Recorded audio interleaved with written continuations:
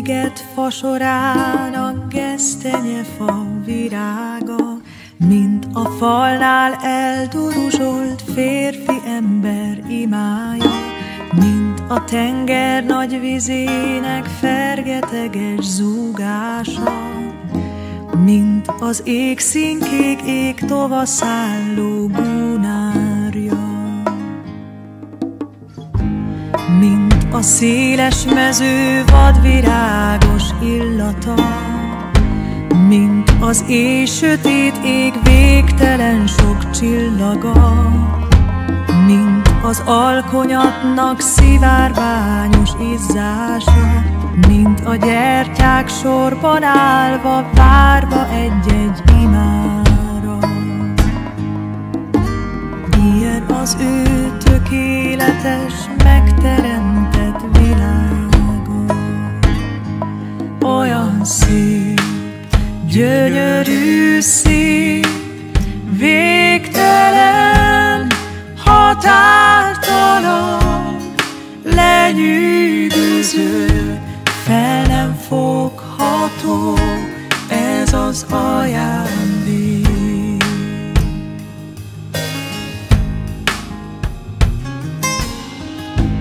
Mint a felkelő nap gyengít fényen melege, mint az őszi erdő lehullajtott levele, mint a hajnali pék illatozó kenyere, mint a boldog vőlegény és jobbján az ő kedvese.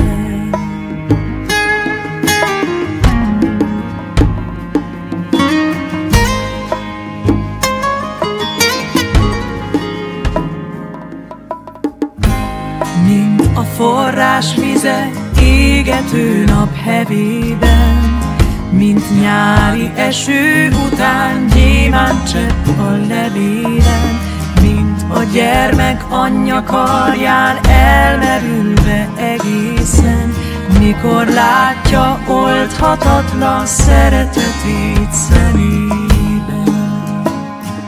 Olyan szép, gyönyörű szép, végtelen, határtalan, lenyűgöző, fel nem fogható, ez az ajándék.